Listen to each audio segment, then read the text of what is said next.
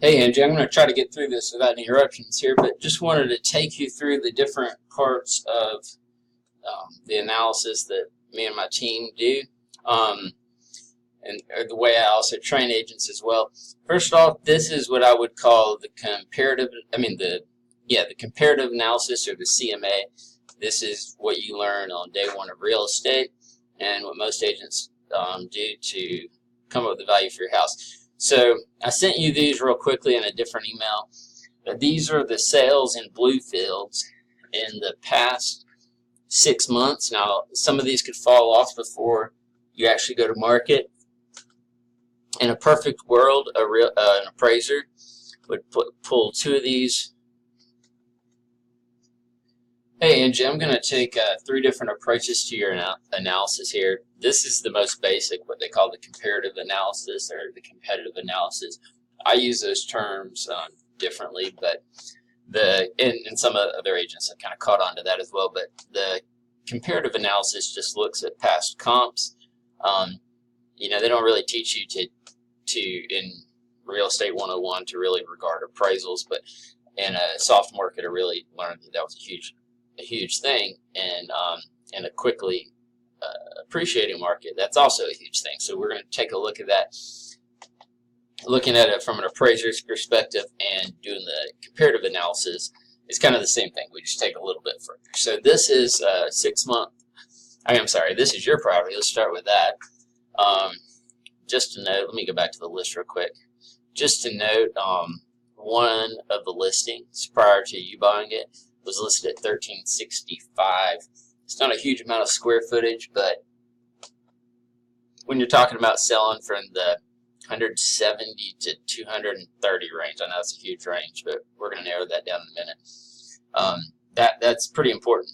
So but the reason why I show the square footage is that will be our multiplier for all the other numbers I'm going to give you, and I'm going to go over those pretty quickly, but you don't have to track them because I'm writing them down on a separate sheet of paper for my final market evaluation on how I want to go about marketing the property.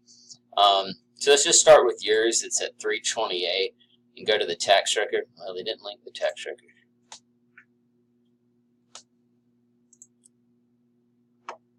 Okay, there we go. So there we have the linked tax record, and they have it at 328 again. Now, we can use either one of those numbers inside a previous listing, but however, since the listing that had the higher number happened to be site agent measuring, we would have to measure it again, unless they gave us a rationale for their measurement. There's several different ways to measure.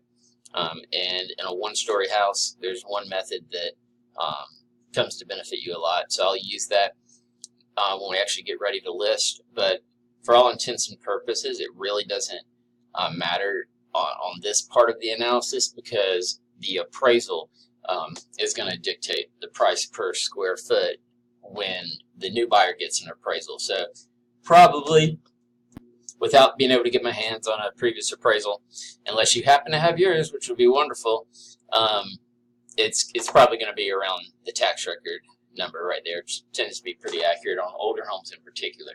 So now these three are our most recent sales. I put these in an email to you. We'll flip through those real quickly. If I was doing an appraisal, I would only use the one house that is closest to your size. And on 90% of appraisals, that's what I do. However, because appraisers tend every now and then to actually recognize that Bluefields is its own thing and gets a higher price per square foot, they'll tend to try to find something in the neighborhood, usually 2 to 3 comps. Usually what they do is they find 2 comps within the neighborhood, 1 outside the neighborhood. You'll see these sold for $226, $247, and $164 square foot. The reason that really backfires on us, even though in some ways I think the appraisers would think they're doing us a favor by including a comp that they would never usually stretch on the square footage, is that, say, this one right here would also be averaged in at 164 square foot, which would just absolutely blow us out of the water. It'd be a horrible price to get at this point. And ideally they would make an adjustment for what's called an inversion, the idea that a smaller house sells for more per square foot. But I have run into this exact same problem in this exact same neighborhood where they did not make that adjustment. In fact, my house is in excellent condition and was smaller. The other house is double the square footage and needed a complete renovation, and they comped it against me, and it just really, really hurt us. So that's why when I talk through the comparative analysis, I have to talk about all those kinds. So next, what I do on these comparable sales, or hypothetical comparable sales, at least in the terms of appraisal, is I flipped through hundreds and hundreds and hundreds of photos. This is 119 Spring Valley. You can see looks really, really, really cool. Lots of updates, more so in style than grade. They did have that really nice kitchen, but yeah. So you'll see. I'm just kind of thumbing through these with you. Amazing backyard. Random stuff that really shouldn't be in there. Anyway, so let's go back to the front of the house. Front of the house could have looked better, could have looked cooler. Definitely, if I was flipping that house, I would have made a lot more changes before I put that one on the market. Now let's go back to the second one. That one was comped at it came out at 164 a foot, in excellent condition, but it should really come out higher. This is another sale we have right now, or we had recently. This is oddly the house that continues to sell for the most per square foot in this neighborhood, and I don't know why it turns over so much. It must be haunted or something. That's the only photo they had. I can go back to previous photos, but I know there was no renovations. To be very, very quick, it has a completely updated kitchen with some really nice cabinets, but the kitchen has never been opened up. The floor plan's never been opened up. This one sold for $247 a square foot, and were we, in the same condition, that would be a wonderful comp for us to use in terms of selling your house, and we still have time to sell your house in time to use that as a comp. So appraisers don't like to make adjustments, so we would love for them to throw this in there as one of our comps, and I'd give you a 98% chance that they will. That being said, I just never know what appraiser's going to do.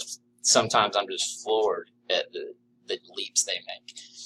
Okay, so this one again comes out to a good price per square foot, $226. See, flip through some of these real quickly. Let me expand this a little bit. Okay. Well, that's not very helpful, but you see that there's a lot of carpet. Looks like Corian countertops, even though those are, in my opinion, are actually kind of superior. They're a little more expensive now, and they last better. It's still not what's most desirable. Looks like a raised panel cabinet in the kitchen.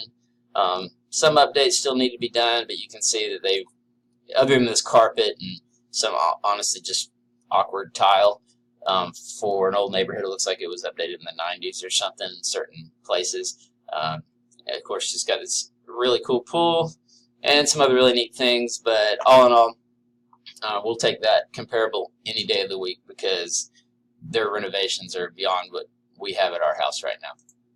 So that would be your comparative analysis, within the neighborhood. Just to make it quick here, I'll just list all of these and do a CMA. This is a generic one, doesn't require any interpretation. And you'll see that the average is around 212. Now averages don't really matter in terms of me pricing the home, but it doesn't matter when the appraiser comes in. So about 212 a square foot. If we were to get that, I want to go higher because your house is so little. I just feel like it should. But that's what we have to expect.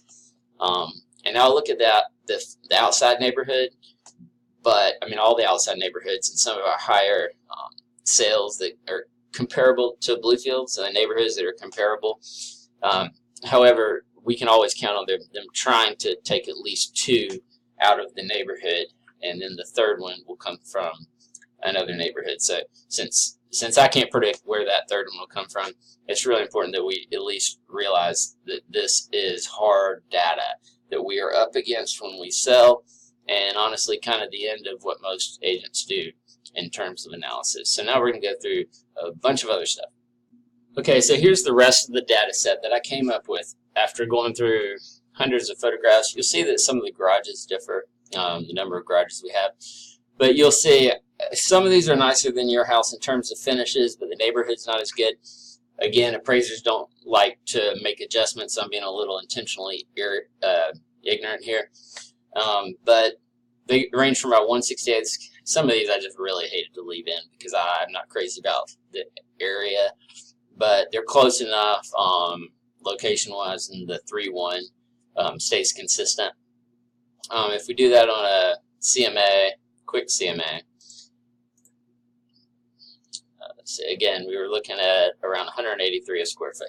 So we've got that bottom number kind of haunting us a little bit, but again, I'm thinking even with this one at McCampbell that sold for $215 a square foot, and I had the chance to show this one. Okay, so this is pretty sharp looks and always a tick a bit better than our house. I'm still thinking if they can get this house on McCampbell to sell for $215 a square foot, I think we can get ours to sell for $215 a square foot. But if you don't flip through hundreds and hundreds of photos and look at different neighborhoods, etc., I would love to have seen one that was more similar to our condition and a better neighborhood. But after narrowing it down, I just didn't have the sales in Lancoya Hills, Donaldson Hills, or Stanford Estates. So I think we're, you know, I show you all this because I don't know what the appraiser is going to choose. He could pick out this one at 138, but you know, we're up against around this number right here on when they pull the at least one property they're going to pull from outside of the neighborhood, and they may pull two. So we're hoping they only pull one and they pick the two that we love the best in Bluefields, but you need to be kind of grounding yourself in that data. If it sells, if they do that, we could be looking at as little as, you know, 190 a square foot, 183 a square foot, something like that. You know, just not too worried about that. I don't want to sell to the appraiser, but you need to know that. Okay, so when we look at the competitive analysis, this is where we look for how does our house stand on the market, how quickly is it going to sell if people have other options. Now in Bluefields, I'm going to do this super quick because we've all but given up on the whole value buyer in Bluefields. Bluefields is going to just sell for more. But what you'll see here is these are the ones that are active. They're trying to list and sell for around 183 a square foot, but they already have some days on the market. Now these two could just be negotiating contracts. They could be fine, and they'll sell for right around here.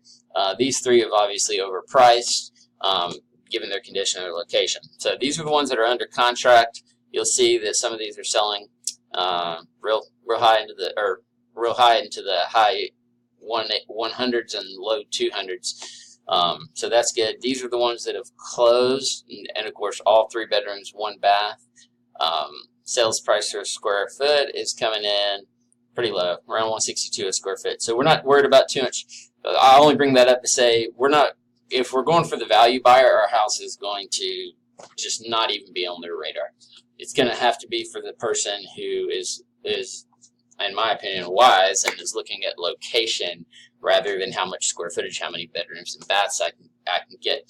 Now that's just bedrooms and baths. I'm not even going to go into the price per square foot, because if you're looking to get the most amount of house for your money, we're going to get beat every time. So that is the competitive analysis. The competitive analysis is basically what's for sale in Bluefields, and I'll just take a quick look at that. So you got the same 3 closings that we had before plus the actives. Right now, if you wanted to be in a Bluefields, and this also matters in terms of overall amount you're able to spend. If you want to be in Bluefields right now, you're going to have to pay a minimum of $369 for what is being listed. Let's just say you could even get that, 10% off. You're paying $330,000. So you got a real sharp niche there. These are ones that were withdrawn and just failed to sell because they were overpriced. Again, we're not going to go into square footage too much, but you do see that this one, which is our closest one to our square footage at 249, failed to sell. But just if you know, this is Spring Valley. Let's look at this real quick. This is Spring Valley Lane, not Spring Valley Drive. hasn't been able to sell. I'm sure you've taken the back way in many times. So that's